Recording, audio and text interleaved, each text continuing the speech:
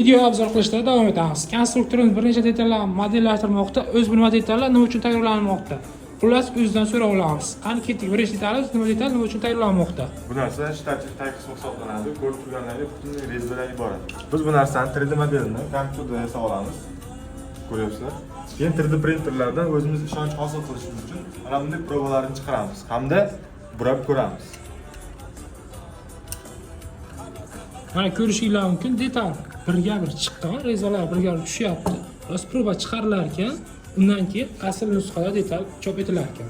Xullas, keyingi detalimizchi, bu nima detal, nima uchun chiqarmoqchi? Detalimiz kecha Surxondaryodan keldi. Prisosni ehtiyot qismi hisoblanadi. Bu narsaning bundan ham polni komplekt qilib chiqarib beramiz. Xudo xolasa ertaga egasiga topshiramiz. Xullas, bizning servisda olasizlar, istalgan turdagi plastmassa detallar tayyorlanadi.